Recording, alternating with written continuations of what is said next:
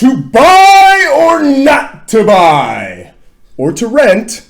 That is the question. You better get fired up.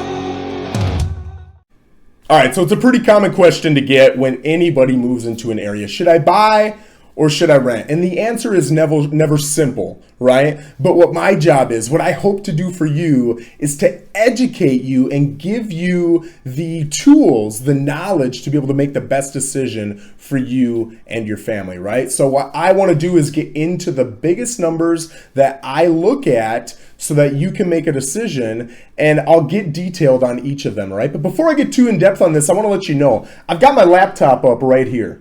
And what I've got on here is an Excel spreadsheet that I've nerded out on and I've built in my spare time to answer this exact question. Should I rent or should I buy? Because I've been in that situation where I've gotten into an area and I've said, there are 14 different variables, and depending on how those variables work out, I may want to buy over rent or rent over buy. So I built this so that not only can I answer that question for myself in the future, but I can give it to the people out there like you who also would benefit from this, and you can do the same thing, all right? So all you got to do is send me an email at findafloridahouse@gmail.com. You can find my YouTube account, my Instagram account, my Facebook account, and send me a message on any one of those, and I will get back to you with this. Just say, hey, I want that Excel spreadsheet you talked about in which you make the decision of buying or renting from episode 41, and I'll get it right to you, all right? So let's get into some of those numbers.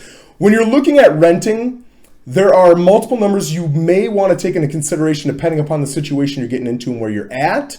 But I generally look at three numbers. The first number is what is your rental payment? And don't just look at the rental payment, look at the average inflation on that payment, right? So you can look over the last 5, 10, 15, 20 years and see what average inflation in that area is. And now you can make a good estimate as to what the future should be. For me, I generally use 3%. Some markets are quicker, some markets are a little bit more stagnant.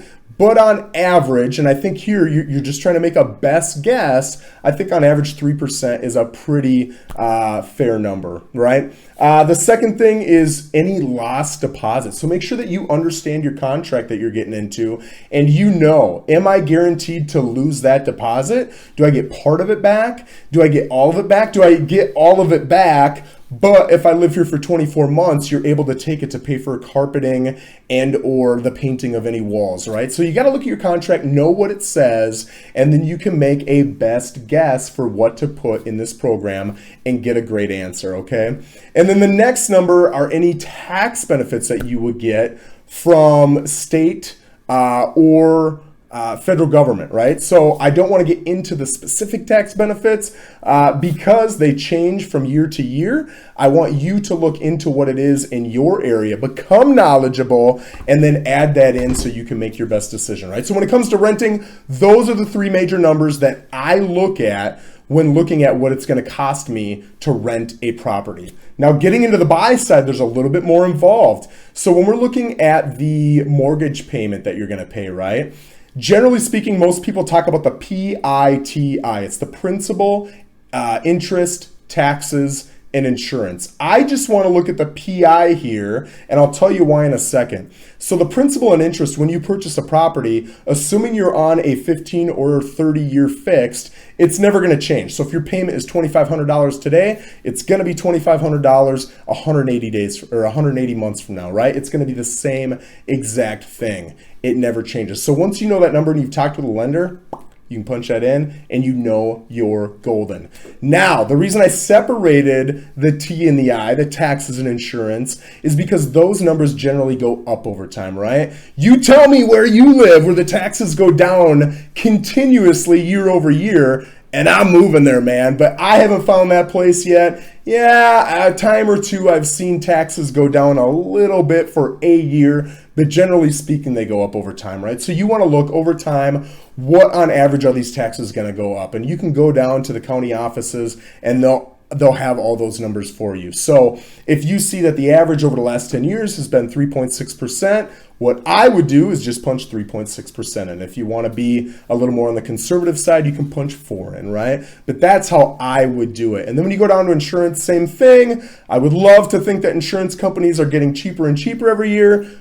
but they're not. They generally go up. So you can call whatever insurance company you're working with and just say, hey, I'm looking at doing a budget over the next 5-10 years or however long you estimate you want to live there for, and I would like to know what on average your costs go up annually. And I'd like to know that by you looking at your costs over the last 10 years. What were your premiums over the last 10 years? And they'll tell you, or at least they should be able to tell you, what those increases on average were. Don't let them get away with telling you last year it was 2%, because sometimes they know 10 years looks horrible, 5 years looks horrible, but the last year we kind of kept our premiums pretty stagnant. So let's tell them that number. Ask them for the 10-year number, and that's going to give you a much better indication of how much those premiums are going up on average. At least that's the way I do it, all right?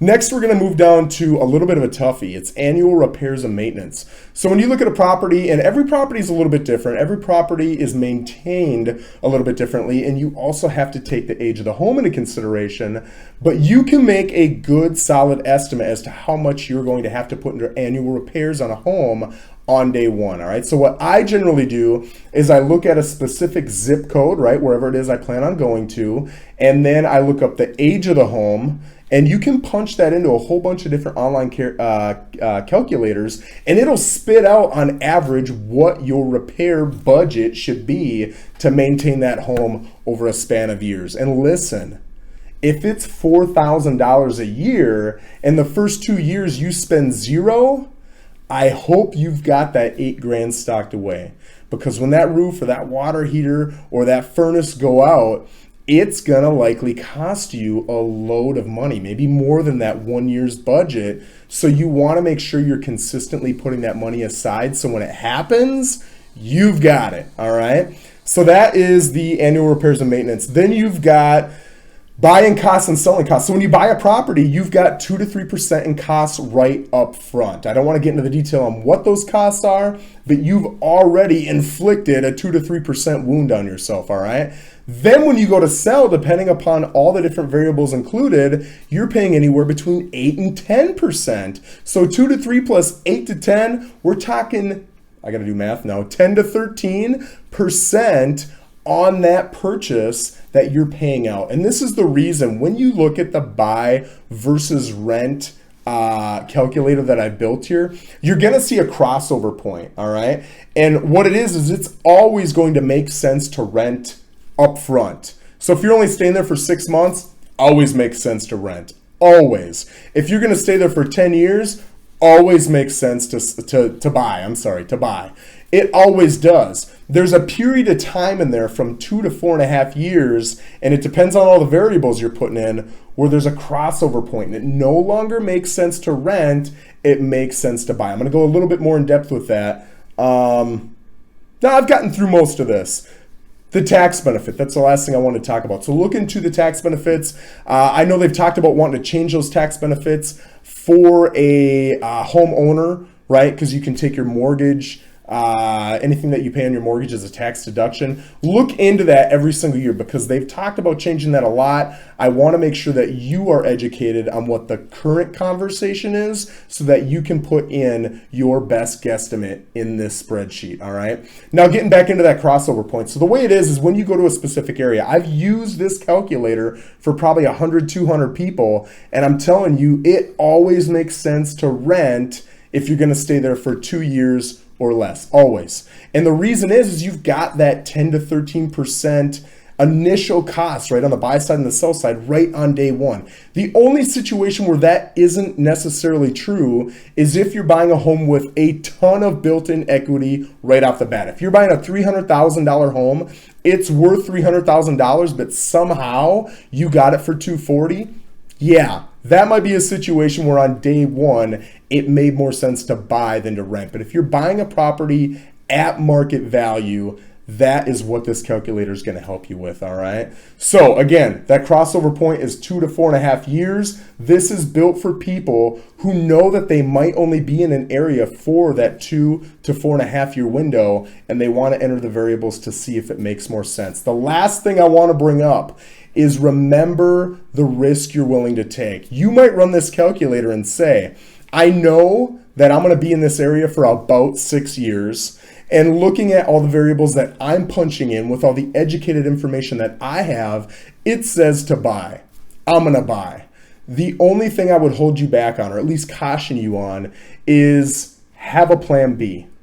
Remember 2007, 2008, 2009 when the market plummeted, and I guarantee it might not plummet quite the same, but the market's always going to dip, and it's always going to go up, and it's going to dip again, and it's going to go up again.